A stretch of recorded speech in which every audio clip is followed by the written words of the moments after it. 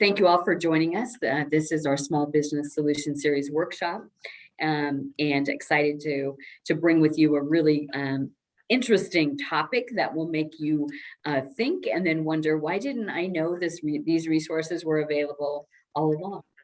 But first, prior to introducing our program, it's my pleasure to introduce Heidi Sivers-Boyce. I'm sorry, Heidi, with Hawthorne Farm Athletic Club, who is our sponsor for our Small Business Solution Series workshop. So Heidi, good morning, and thank you for joining us. Thank you, Dana. And I'll just have a little video here to show that we can play while we let the last few people join us. So yeah, here we go. I hope this works. I've been having a morning full of technical. I'm Heidi Sivers-Boyce, president of the local family owned businesses proud to sponsor the Washington County Chamber.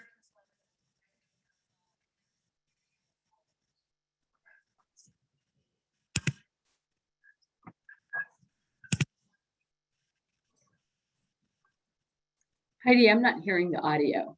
You're not hearing it? Mm-mm. No? No one else? Is anyone else hearing it? No. Well, let me go ahead and stop share then, and just, it looks like everybody's getting started. Sorry about that. Wellness Minute in the morning is just my opportunity to thank this community of the small business what do we call it? The Small Business Executive Council, SBEs. The small business community here has just been so supportive and full of resources and information during this hard time. And really, I just like to use this opportunity to encourage all of us business leaders to remember to take care of ourselves and put as much into our own well-being as we're putting into the survival and well-being of our businesses during this time. And if Hawthorne Farm Athletic Club can help in any way, we'd love to. So I will hand it back over to you, Deanna. Thank you so much, Heidi. And if at the end you want to, if you get your audio working, we can show the video at the end. All right, so let's get started with our program today. We are pleased to welcome and introduce Tyson Weister, who is a survey statistician, easy for you to say, with 6 years of experience providing data user outreach at the U.S. Census Bureau. Currently, he works on the Census Bureau's communications team for centralized data dissemination. In this role, he engages data users and helps them navigate data.census.gov. Microdata Access, and the API. And I'm sure we're going to know what the API is by the end of the program. If not, there will be a test, so please pay attention. Tyson, I'm going to turn it over to you. And once again, thank you for joining us. Great. Well, thank you. And thank you all so much for having me today. I am very excited to show you about data from the Census Bureau, and specifically what we're going to focus out of the things that I do cover is on data.census.gov today. But before we get there, assuming that some folks on the line maybe have used census data before, but maybe some are brand new for the first time. So we're going to step it back just a little bit and walk through what data we have from the Census Bureau, show you how to access some of it at a very high level and introductory in nature. And then, if you all want any more training from there, we'll talk about that at the end as well. But just to get started, you all should be seeing my slides right now. And I just wanted to walk through a couple of the key data programs at the U.S. Census Bureau. Of course, we are the largest of the federal government statistical agencies.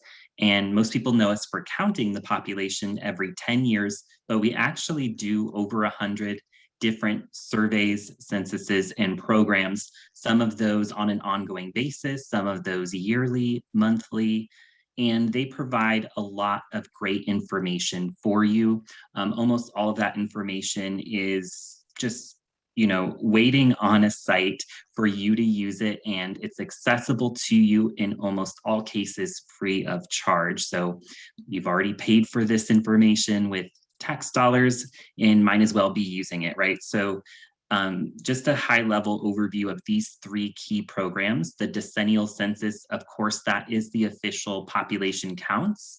It will also give you basic demographics as well as housing unit totals. If you want information about characteristics of people, things like their income, health insurance status, veteran status, a lot of different demographic, social, economic, and even housing characteristics are covered every year through the American Community Survey. So we're going to take a dive into both of these surveys and programs to show you what you can get from this. Anytime you want information on people or housing, you're generally safe to start your search with the decennial census and the American Community Survey. Those are going to be your go-to data sources. We also have information on the number of businesses and some key statistics for that. And you would be looking for that data from the economic census as well as some of the economic surveys and programs. We're going to walk through an example of one of these data sets later on in the demonstration. But just on a high level, population and housing is decennial census, American Community Survey. Data on businesses is our economic census and surveys. And businesses use these information for all kinds of helpful reasons. If you wanted to know maybe where to locate a business, what types of products your business may carry, how to market to your target audience, a potential workforce for your business, what other competitors maybe already exist in the space that you're considering expanding to or locating in. Those are all very key reasons people look to our data or maybe would grab some of the data and use it in things like loan applications as an example. All of these data sets that I've mentioned are on data.census.gov. There are a variety of tools to access information from the Census Bureau, and data.census.gov is the primary platform to really dig into the full set of data. We're just going to look at the surface of that today in the demonstration, but you really can drill down into the full set of detail in terms of the topics as well as the geographies. And the data typically are available anywhere from the early 2000s through the present. So you will be getting the most current data from our site. If you want a detailed look as to what's available, I have included a link here on this slide, but I think this high-level overview of what's shown on the slide is enough to suffice. So let's go ahead with that introduction and start digging into the data and show just how easy it is to access this from data.census.gov. What we have planned today are 4 examples. I'm going to pause a few times throughout just to see if there are any clarifying questions or pressing questions, and then of course allow time for question and answer at the end. Each of these examples, again, are going to touch a little bit on those 3 different surveys and programs we talked about. And they will start out very basic and then show additional functionality in detail as we go along. So assuming you know nothing about census data and maybe haven't used data.census.gov before, we're going to start with how to get started. And for this example, we're going to look at geography and data profiles for Washington County, Oregon. So navigating here out of the slides to the live site, you'll just simply type data.census.gov in your browser and press enter. We do recommend using Google Chrome, but we support other browsers as well. You'll generally get the best speed and performance on Chrome. And once you're here on the landing page, what you'll notice right off the bat in the very first decision you need to make is how to get started. There is a single search bar as well as an advanced search link. We're going to be using both of those, even though it says the word advanced search. It is certainly search options that are meant for all types of users. But what you can use the single search bar is to type in keywords. So it works very well if you have a single geography in mind, a single topic, maybe a year or a data set.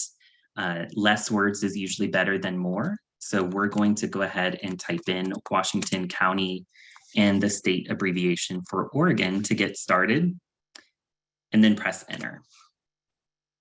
So this will take you to the all results page. You'll see featured statistic at the top of this page, and you can start scrolling through and drill into some of the detailed tables and maps. What I want to showcase right now, though, is how to get that high level look. Just click on the blue box on the right-hand side of the screen that says Explore Data. And this is what takes you to the geography profile. So this is where we have done the work to pull some of the most popular statistics across different surveys and programs from the Census Bureau in one view. So you don't have to dig into a long list of detailed table results with maybe a lot of data rows to them. What you'll see at the top is map of the geography. Some of the most popular statistics people come to the Census Bureau for right there at the top of your screen. And then there's over 40 sections of the profile. So that means as you scroll through, you'll see high-level information on the left, and then more detailed breakout on the right-hand side. The right's always going to have something visual, so a bar chart, a line chart, or a map. And it's just a really great way to take a dive into the data. So as an example, right off the bat, we can see median age in Washington County is 37 years old. It's lower than the median age for Oregon.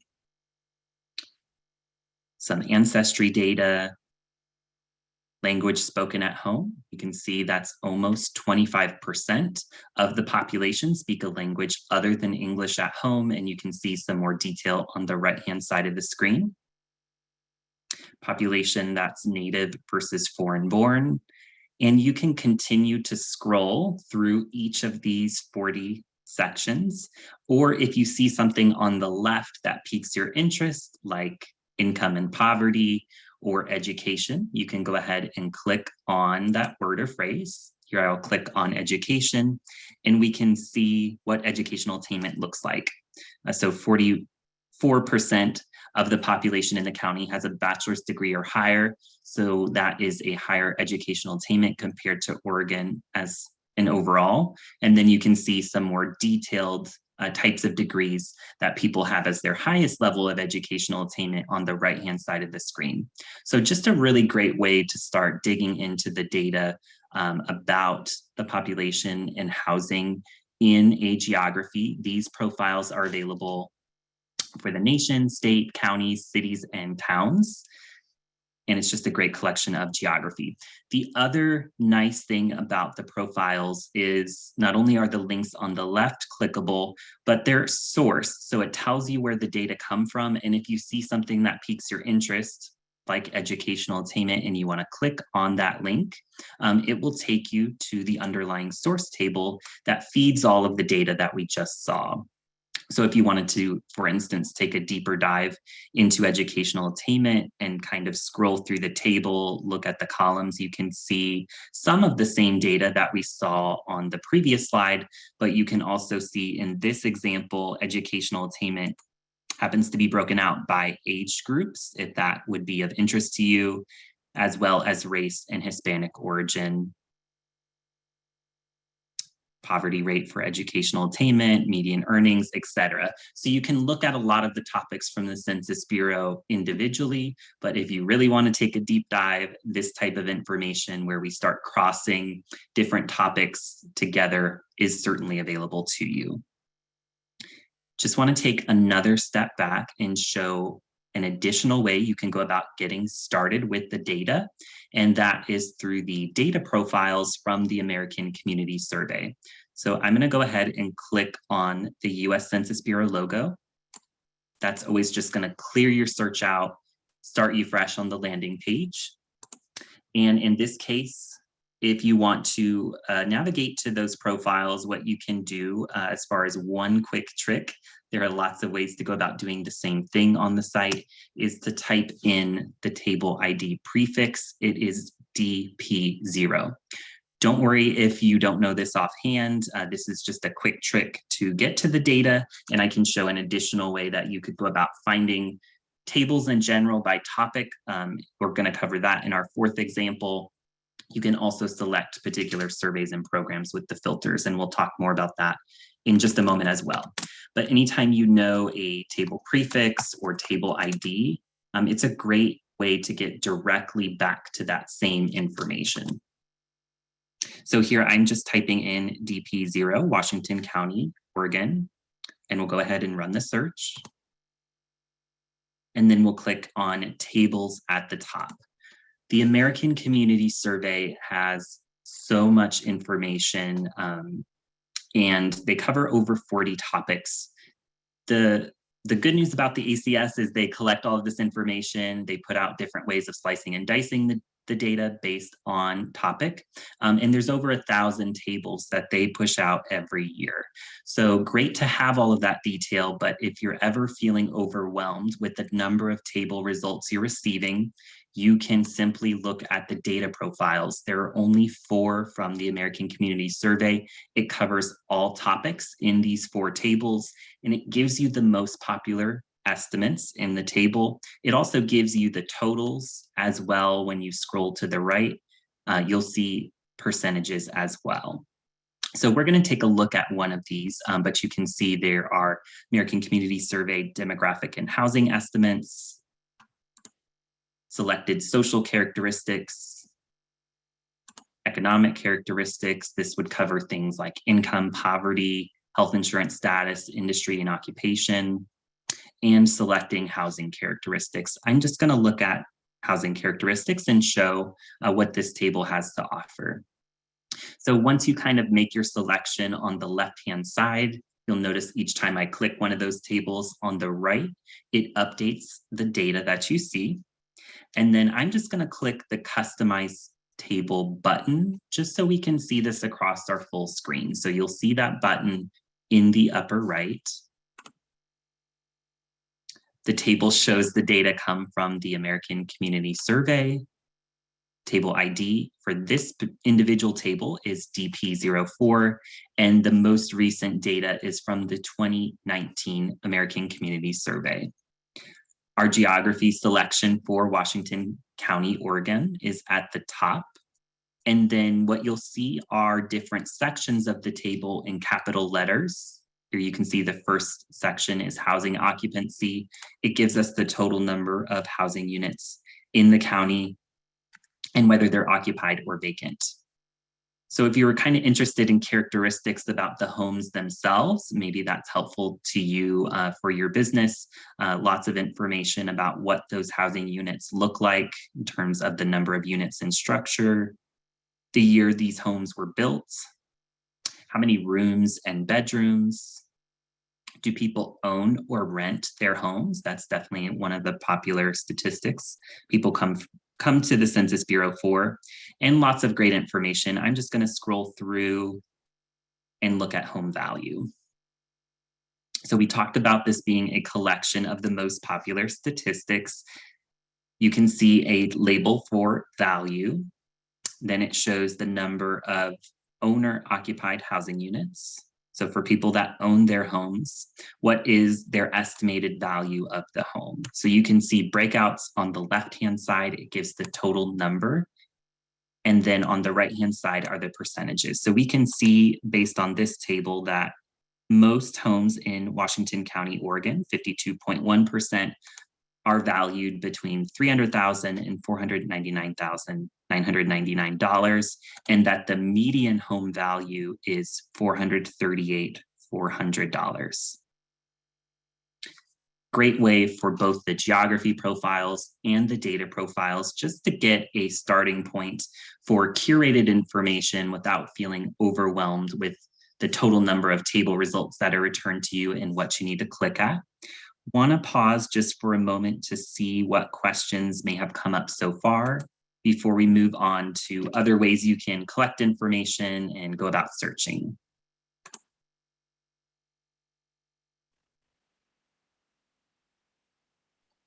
Any questions from our participants at this point?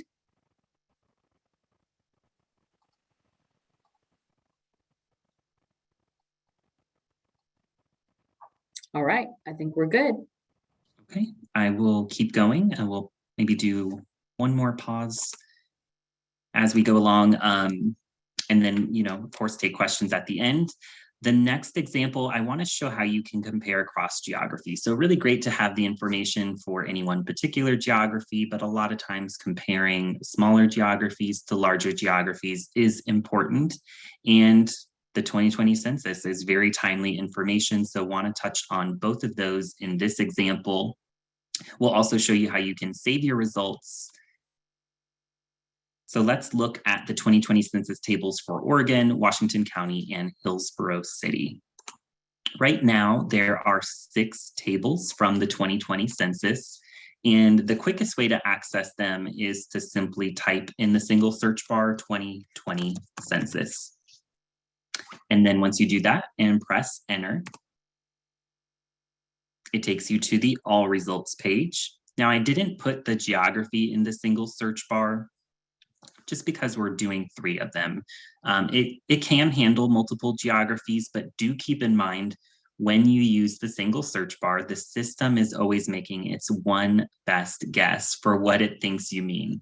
So if you're trying different search terms, you can tweak your wording to see if it gives you the results you expect, or we offer another easy way for you to input your search criteria using the filters, as they're called in some places, or the advanced search. It's the same concept either way. So we can see we search for 2020 census. Generally speaking, we want to look at the tables. So I'm going to click on the tables tab at the top. And then we see the 6 tables that are currently available from the 2020 census. So here's where I was talking at the top of the screen in the upper left, where there is a filter link. Right now, you can see in the table, you're getting data for each state by default. So you probably want to focus on Oregon and smaller geographies within the state of Oregon. You can customize your geography selection to whatever it is you want and need by clicking that filter link. So I click filter, and then on the left-hand side, you'll see something that says browse filters, and it has different words and phrases. So pretty clear, we're going to click into geography in order to select the areas that we're interested in. Just want to say as a note, what you're looking for is to click on several words and phrases. I like to think that it's asking me a series of questions as I work through these filters, and that I'm always looking for a checkbox as a final selection. Any words and phrases without checkboxes give me more detailed options to choose from. And it's really a guided approach, so you don't have to know what it is you're looking for up front. And the checkboxes are very precise versus putting something in the single search bar. So let's click on geography. And then we can choose first our level of geography. One of the things we wanted was Oregon, so I'm going to click on state. And then I start to see checkboxes. So these tell me these options are final selections. I'll click the box for Oregon. And then if you happen to scroll up, you will see each selection that you click on is added to the top of your screen. You can add as many geographies as you want through this method. We'll click on county next, follow the prompt, and then look for the checkbox for Washington County, Oregon. And now we'll go ahead and select the city. At the Census Bureau, cities and towns are typically classified as places. So we'll choose the place level geography. Follow the prompt, choosing Oregon. And then you get a list of all of the places in Oregon. You can scroll through the list and select which one is, meets your criteria, or you can click on the spyglass in the upper right and start typing. That's going to allow you to search the content of just that one list. So you do want to make sure that what you're putting would be in that single list below, and that you're using correct spelling. And then you'll mark the checkbox, Hillsborough City, Oregon. So those are just a few high-level geographies you can start with. You can certainly go more granular if you'd like. And once we scroll up, you can see our 3 geographies. Once you've selected your filters and you're ready to remove this from your view, you'll just look in the upper right for the chevron that says done and go ahead and click that. And with that, we can see our tables have been updated. So what this tells us, we'll click through just a couple of these tables. There's only 6 anyways. The first table is telling us the total number of housing units in Oregon, Washington County, in Hillsborough City, as well as whether those housing units are occupied or vacant. The second table says race, and that gives us, as you would guess, information based on race, but it also is helpful anytime you want total population from the 2020 census. Right now, the first rows in table P1 and P2 give you that data. So if you wanted to know maybe the total number of people in the state, county, and city, you can see that side by side in the first row of the table. If you're interested in the demographics, this table has information broken out by race. The most popular way to look at race at the Census Bureau to total 100% of the population are these 5 major race groups: white alone, Black or African American alone, American Indian, Alaska Native, Asian, Native Hawaiian, and other Pacific Islander. So these 5 categories, there's also a category for some other race alone, and then people can identify with more than one race. So that number is reflected in population of 2 or more races. So these numbers would add up to 100% of the population from the white alone line down. And then Hispanic or Latino, I click on that table on the left. That's kind of a separate concept with the way that we collect data. And if you're interested in data on the Hispanic or Latino population, you can find that in the third table. As an example, you can see Oregon is 588,000 approximately. Out of that, about 107,000 Hispanic or Latino in Washington County, and about 25,000 Hispanic or Latino population in Hillsborough City based on the 2020 census. So these data are the 2020 census official counts.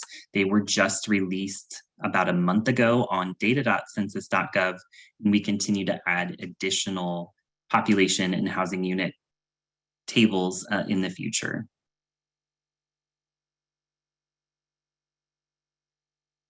All right, I want to take a moment here.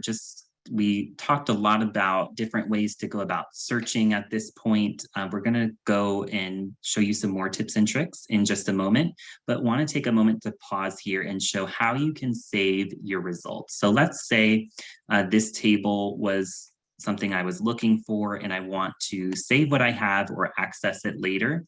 What you can do is choose Customize Table in the upper right. And then you'll have a few options. The quickest option to save your results is to get into the full table view and simply copy the URL from your address bar. And then once you go to visit it later or share it with a colleague, here I've pasted that in a new tab. It loads and takes you to the exact same table view and geography selection.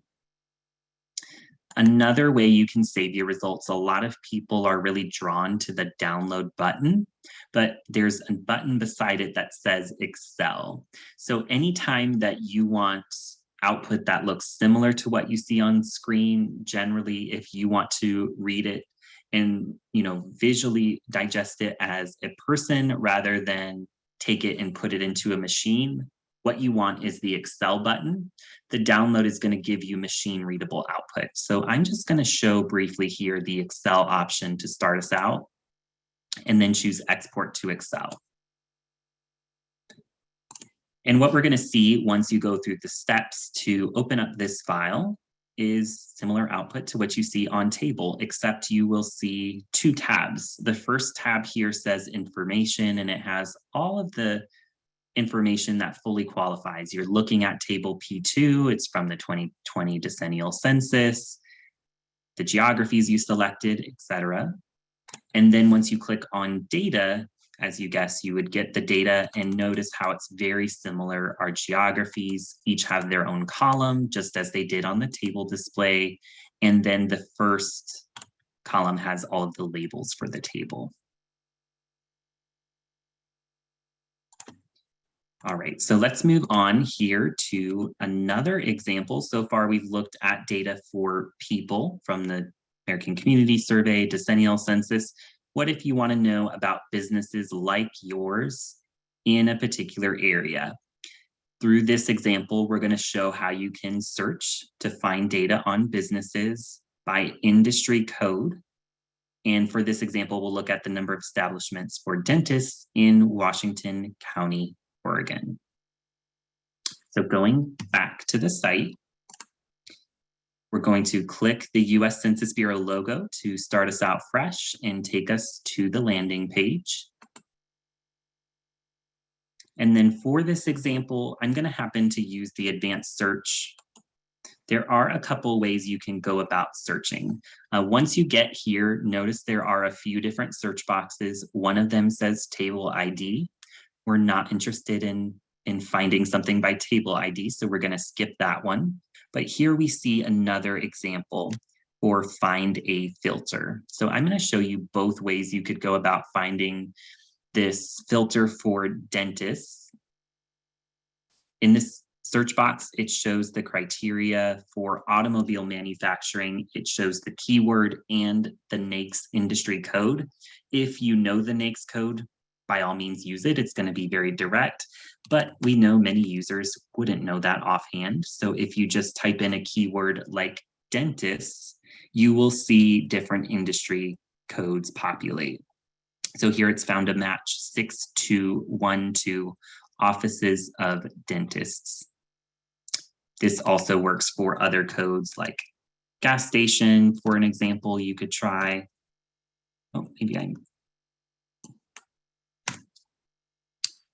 must not be the correct keyword, but try your keyword. If you're not sure the exact language, that's okay. The other option would allow you to explore it. So we're going to go ahead and click on the one for dentist, but I'm going to show you the additional way to go about doing it. So once you've made that selection, if you weren't sure what the code was, what you can do is explore it, or if the keyword you typed in wasn't quite what you were looking for, there's filters that say codes.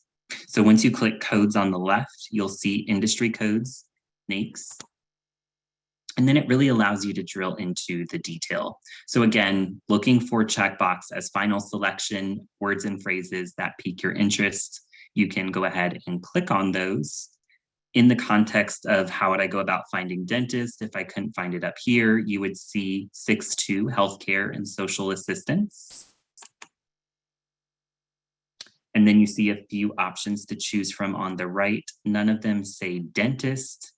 There is something that says ambulatory healthcare services, which means outpatient services. So I would click that one.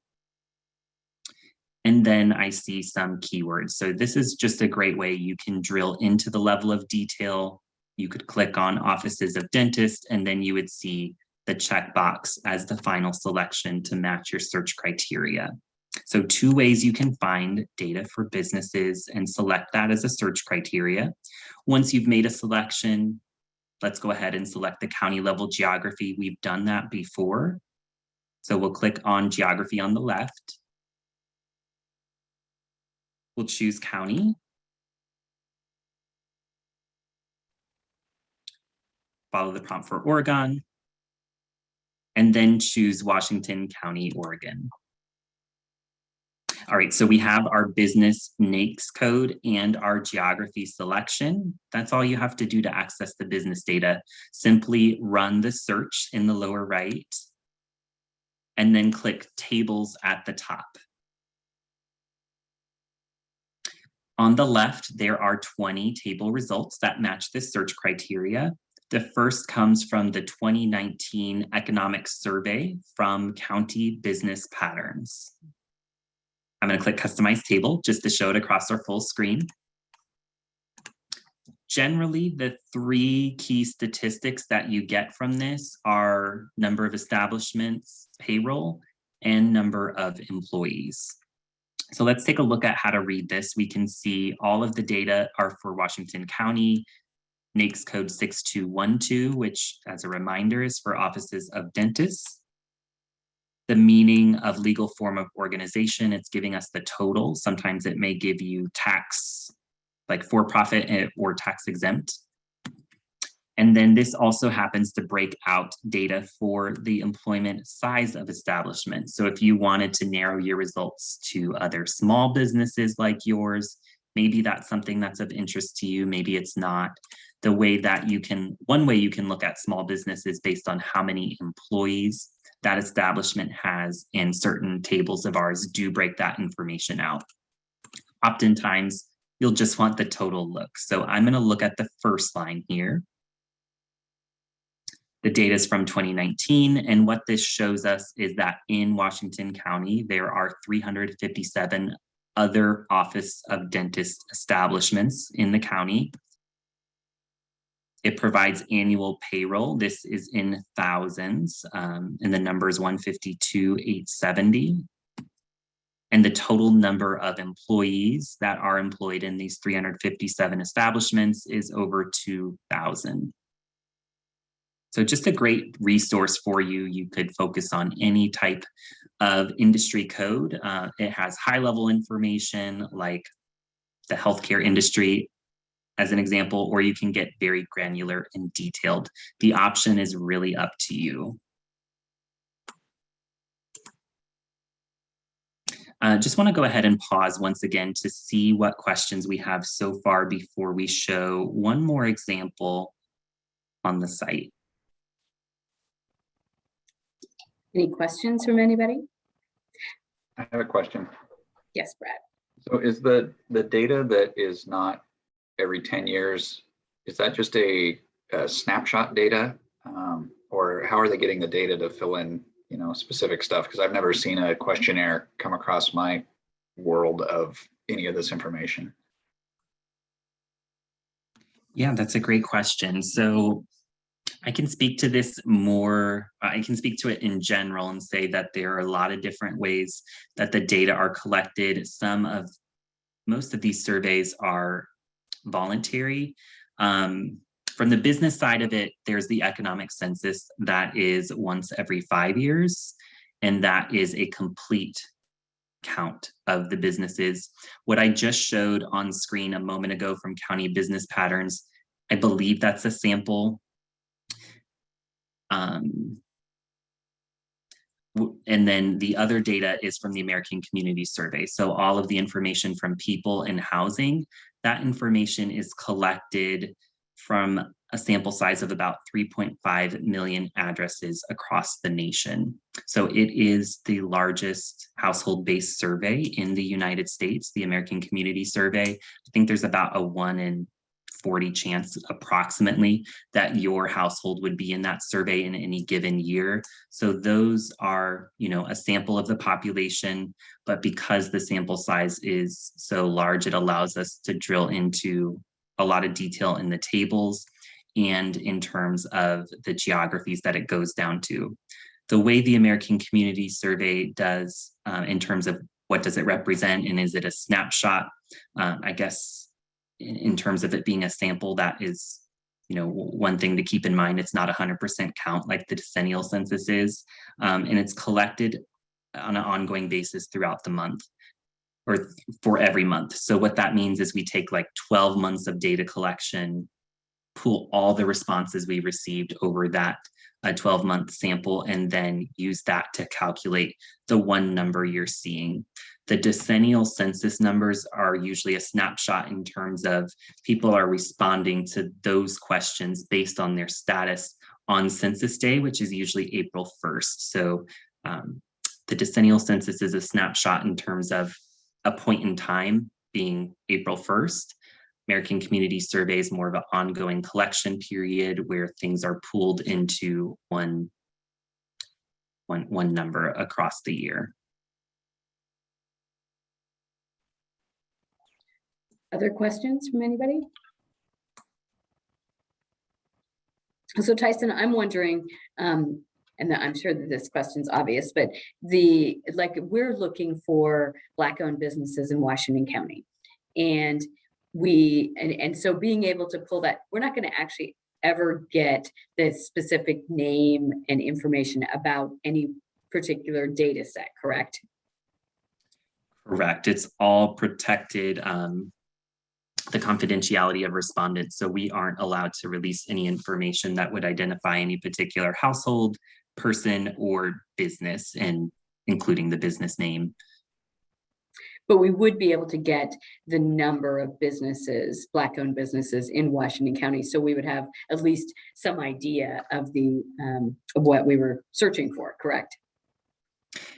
That is correct, as long as the geography that you want. So part of going along with what we just said is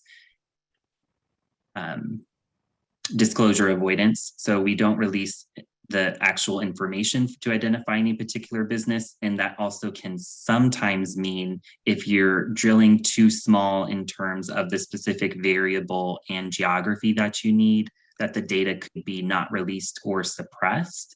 But certainly Black-owned businesses would be available at some level. For instance, the state level, it very well could be available for smaller geographies such as the county as well. But it's just something to keep in mind that if, for instance, you were looking at a very small geography or maybe a small county or small zip code and wanted to get that information, if there only was one or two Black-owned businesses, they maybe wouldn't be able to release data just because some of the other information that goes along with these responses could give you information that you would be able to identify the particular business, if that makes any sense. But in general, yes, that data is available. And if you want to know the types of business owners, that is something that is available through I think it's called the annual business survey now. It used to be the survey of business owners, and just want to show it here on screen.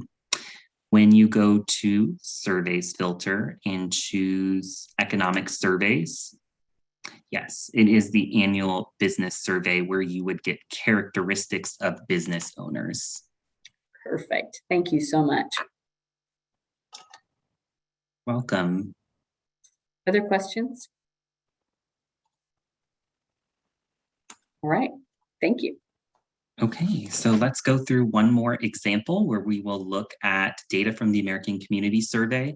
A lot of businesses want information at a zip code level or close equivalent of zip code, just because it's a helpful way that people kind of know smaller areas and can also play into marketing. So for this example, we'll show how to find median income for zip code tabulation area 97124. So I'll click on the US Census logo in the upper left. We will use the advanced search for this example. And then we'll select, you can select whatever's most important. So I'm going to click on geography. Anytime that you want data for demographics, you want to use zip code tabulation area. So these are really representations of zip codes. They're going to generally follow what's included in the zip code from the USPS, but USPS zip codes aren't always an actual physical area. So sometimes a zip code could be a single building. Sometimes even a large business can have a floor of a building, or the post office may have its own zip code for the PO boxes. Zip codes can also be lines for mail delivery routes. So zip code if you want the economic data, that is available for zip code, and you'll find that as 5-digit zip code. But if you want the demographic data, one of the points people sometimes get tripped up on is not knowing to click zip code tabulation area and not knowing that the data are available through that method for demographics. So always use CEDSCI for ACS decennial data, and then we'll choose Oregon. And then you can scroll or click the spyglass and start typing in your zip code. You could also just simply type 97124 in the single search bar. But I went through this way. So I'm going to click ZICTA 5 97124. We see it's at the bottom of our screen as a selected filter. And then really want to show how you can drill into the topics. So you might not always know anything about surveys, programs, but seeing the word topics and choosing things like income, education, employment may make the most sense to you, especially if you're just getting started with these data. So I'll click on income and poverty here, then choose income and earnings. And then again, always looking for a checkbox as a final selection. You may see more than one checkbox that piques your interest or is relevant to you, and you may not be sure which one to choose. Our recommendation is pick just one to start out and make your best guess. And if you're not getting the results you expect, you can always come back in and swap it out later. But here we have our zip code and the income topic. So we'll go ahead and run the search by clicking search in the lower right. And then we'll choose tables at the top. So in case you're wondering why I showed you the geography and data profiles first, there are 317 table results for income for just one zip code. So a lot of information you can get in terms of the data. I'm just going to look at the first one. So I'll choose customize table, show this across the full screen, and just take a look at what this has. So these tables that come up when you select just one topic at a time, they generally start with S or subject tables. And usually you want to look very carefully at both the rows and the columns. So we can see it's providing the total number of households in zip code tabulation area 97124. A column for the total number of families, and then married couple families, non-family households. We may or may not be interested in breaking and slicing and dicing income in this way. Probably you want a starting point, households, and you can follow the row across. So it gives the household income breakouts. And just going through this, we can see out of the categories listed, 23.6% of households have income between 100,000 and 149,999. And then the median income is 90,460. So half of households have income below that amount and half of households have income above the amount. And then just to touch on the question that was posed earlier about, how the data are collected and possibly how accurate it is. We do include for the American Community Survey what's called the margin of error. So what this means is that if you add and subtract the 4,000 from the 90,000, that gives you a range. So we're basically saying here, if you kind of round it out, that we're 90% sure that the true median income of this zip code area is somewhere between 86,000 and 94,000. So when you see a margin of error that's relatively small in comparison to the estimate that it represents, you can generally kind of interpret that as being a pretty accurate estimate in most cases. And the margin of error, again, is always at the 90% confidence level. All right, just want to start showing some additional resources before we open up for more questions. What we showed today was specific to just getting you started with a few of the different surveys and programs, but there's a lot more to learn. You can use the site for mapping and other functionality, including small geographies. When you visit the link on the left or click the help button on data.census.gov, this takes you to our resources page. So you'll see full-length recorded webinars, short videos, answers to your FAQs, PDFs with step-by-step instructions. Definitely recommend checking that out.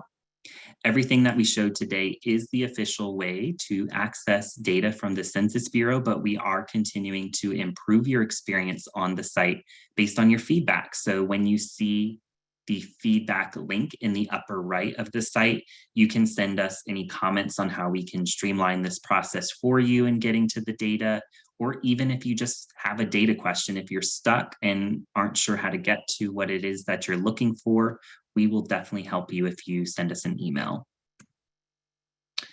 And just want to point out two resources that we do have. One is email updates. So we continuously push out new data on data.census.gov, and we improve the site, release additional educational resources. When you visit the link on the left and choose data.census.gov updates, you'll get a newsletter with our notification for what those updates are. And there's a lot of other great resources from the Census Bureau besides data.census.gov specifically. So I wanted to also provide, we do have two separate links. So the one I gave first is specific to data.census.gov and a few other topics that may be of interest. And then the one on the right here is generic. So you'll find a lot of high-level information and topics that you may be interested in subscribing to. You definitely recommend checking those out as well. And I think we're ready to go ahead and start opening up for additional questions that you all have. As we start taking those, I do have some key resources as well as my contact information here. Excellent. Thank you, Tyson. All right, folks. I'm hopeful that keyed up a lot of questions. What a great resource. And thank you for the, I think, very approachable level that you brought this information to us that, makes it, I think that I'm going to be spending the afternoon searching the database. Questions from anybody at this point? Yeah, I have a question. If I want to search for because I know that for 2019 census data shows that 1 out of 5 American has a disability. If I want to search those related questions, data, so how would you suggest where I should get in? Yeah, and I don't know that I caught the topic you were interested in. You said the year was 2019, but what was the information again? It's census data. I saw the article. Census data shows 1 out of American has some sort of disabilities. If I want to search those kind of data details about the disability and the population, those kind of things. Yeah, I would definitely recommend checking out one of the data profiles may cover that, or 2 of them. So I'm just going to go back and type in DP0. And here's where, initially I showed you the data profiles. Let me take us back one more step and start fresh. With just one geography, but you can add as many geographies and see the data side by side. So if you were interested in kind of looking at specific geographies and looking at what the data looks like compared, the nice thing about showing the data profiles side by side is you will get percentages. So you won't have to worry about really calculating what this means overall for geographies that are different sizes, of course, because that percent calculation is already going to be done for you. So if you wanted to look at race distribution as an example, Hispanic origin, that's covered in data profile 5. Not sure exactly what you mean in terms of disparities. If you're, I think she said disabilities, Tyson. Oh, okay. Disability, that is covered in one of these too. So again, the data profile is helpful because it gives you the percent.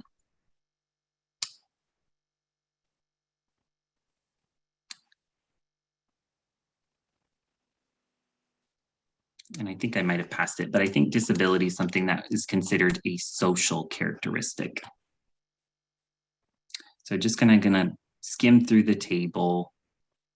You could also type disability in the single search bar, and that may be a little bit more direct to get where you're looking to go. But again, these profiles do have the percentages. So sometimes it's worth the effort to scan the one that you want and need. And then it shows disability status of the civilian non-institutionalized population. It gives you the total number that's being referenced for who we're calculating could have a disability in this particular metric, and then out of that number, who does have a disability. So you can see 12.7% in the United States overall. What I would recommend from here is maybe typing different geographies in the single search bar or using the filters. In our example, we selected the geography by using the filter here and then add different geographies and just see how the numbers compare side by side. There's also a lot of other great information for disability that gives the types of disability that people have. So I'm just going to type the keyword in disability and show for characteristics here. You can see this table, the very first one that comes up when you type disability, shows disability type, and it also happens to break it out by age, but I'm going to collapse some of that detail for clarity here. You can see we have data for whether someone has hearing, vision, cognitive, ambulatory, self-care, difficulty, independent living. So lots of great information if you want total disability, types of disability, or start looking at characteristics. Great question. Anybody else?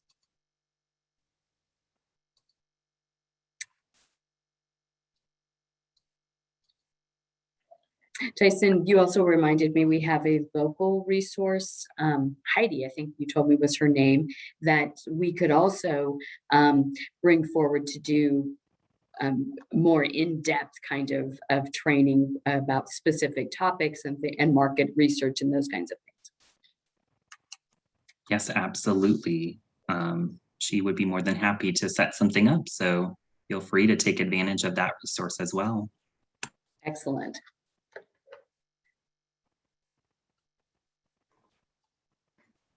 Other questions, folks? I'm just doing random searches on here. It's overwhelming how much information is truly on it. So. Me too, and just want to thank you for the presentation today. This is really helpful. Thank you, Steve. All right, well, Tyson, thank you again for taking the time and again, making it really so approachable. It can be a bit overwhelming, and I just think that a lot of people didn't even realize how much rich resource was available. And just for all of our folks attending, we do have the slides and we do have this recording, and that will be sent out to you later today or early tomorrow. Any final words from anyone? Excellent. Well, have a great rest of your day. Thanks so much. Thank you. Thank you.